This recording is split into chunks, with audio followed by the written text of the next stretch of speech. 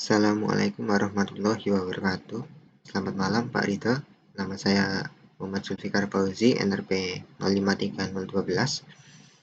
Saya kebagian materi nomor 3, yakni memahami AWS Global Infrastruktur. Jadi langsung saja.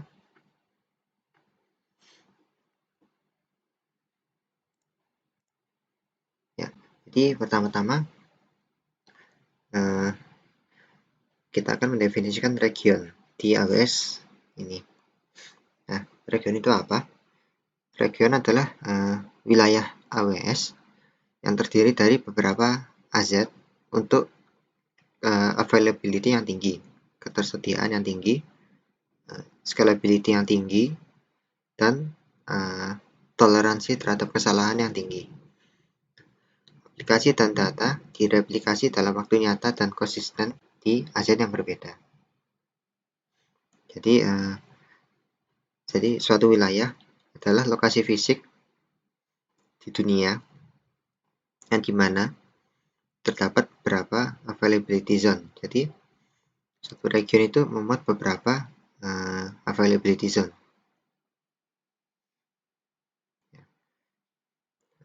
Sekarang kita akan mendefinisikan apa itu availability zone. Jadi zona ketersediaan adalah itu bisa dilihat gambarnya. Jadi terdiri dari satu atau beberapa data center yang terpisah, masing-masing dengan daya redundan, jaringan, dan konektivitas yang berbeda, bertempat di fasilitas yang terpisah. Jadi bisa dilihat di contoh gambar tersebut. Jadi satu region ini terdiri dari 3 availability zone. Jadi ada zona A, zona B, dan zona C. Yang dimana data centernya itu juga terpisah, berbeda. Ya. Jadi bagaimana Amazon menentukan kira-kira wilayah apa yang bakalan dipilih oleh Amazon? Itu ada beberapa kriteria, yakni yang pertama dari proximity-nya. Jadi kita dianjurkan oleh Amazon dalam memilih area zone itu. Yang pertama ada faktor proximity, di kedekatan.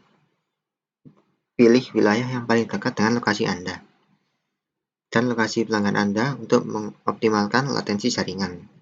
Jadi biar nggak terlalu lama, biar cepat lah. Yang kedua, services.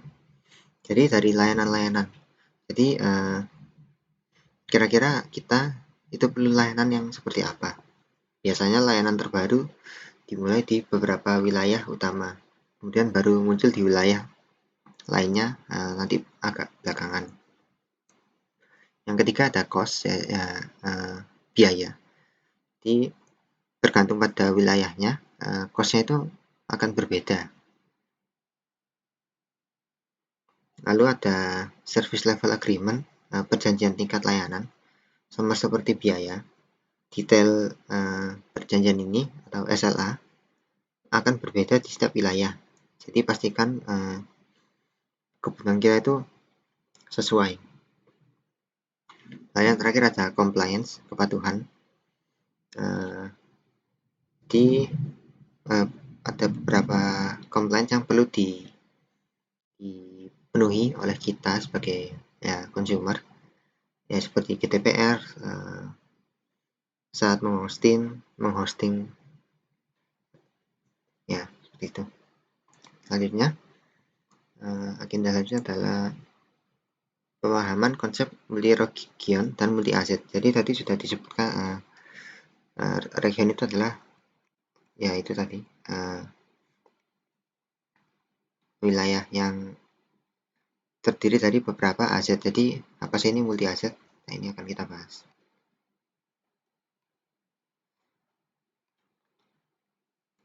Pertama, multi region dulu. Jadi apa sih multi region? Ini adalah sebuah solusi yang menerapkan arsitektur referensi yang memodelkan beban kerja aktif pasif serverless, jadi tanpa server, dengan mereplika application data dan failover secara asinkron dari wilayah primer ke wilayah sekunder. Nah, untuk memverifikasi bahwa failover regional berfungsi, contoh aplikasi web berbagi foto juga dapat diterapkan.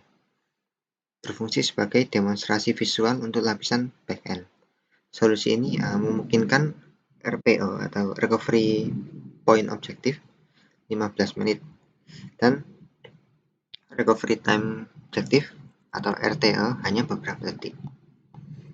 Jadi ini aplikasinya, arsitekturnya yang diterapkan oleh AWS. Di template AWS CloudFormation ini menggunakan stack set untuk menerapkan lapisan perubahan dan infrastruktur backend di wilayah AWS primer dan sekunder. Jadi yang sekunder itu buat failover, itu cadangan lah untuk backup. Nah, template AWS ini opsional, dapat diterapkan setelah template utama.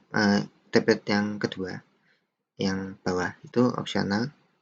Jadi setelah template utama selesai penerapannya, template kedua ini menyebarkan aplikasi web sample AWS Amplify yang dihosting oleh Amazon, distribusi Amazon CloudFront untuk mengirimkan aplikasi web kepada pengguna, dan kumpulan pengguna dan kumpulan identitas Amazon Cognito untuk memungkinkan pengguna mengakses aplikasi web, lapisan perubahan, dan sumber daya infrastruktur backend. Jadi ini kurang lebih arsitektur yang digunakan oleh AWS untuk penjelasannya. Itu jadi setelah aplikasi web dimuat, aplikasi ini tuh menanyakan lapisan perubahan solusi untuk status aplikasi saat ini, apakah aktif atau berpagar atau failover. Lalu mengkonfigurasi AWS Amplify untuk menargetkan sumber daya solusi di wilayah yang benar. Status aplikasi juga diambil ketika pengguna mengunggah foto baru atau menambahkan komentar. Bergantung pada status aplikasi, pesan mungkin ditampilkan untuk menunjukkan apakah tindakan tertentu tersedia atau tidak, atau jika aplikasi harus di-refresh. Ya, selanjutnya multi-asset. Jadi AWS ini mendukung beberapa penempatan aset dari layanan tertentu untuk meningkatkan ketersediaannya dengan lebih baik. Misalnya, kami dapat menggunakan replikasi siaga multi-asset RTS dari replika siaga. Dengan cara ini, kami masih dapat menahan kegagalan aset tunggal. Karena kami, Amazon, memiliki replika di aset lain, sehingga meningkatkan ketersediaan. Jadi, asetnya itu lebih dari satu lah, multi aset, jadi saling mengcover. Ya, jadi sekian bagian materi yang bisa saya sampaikan mengenai AWS. Segala sumber berasal dari AWS. Jadi, terima kasih atas waktunya. Mohon maaf jika ada yang kurang jelas. Wassalamualaikum warahmatullahi wabarakatuh.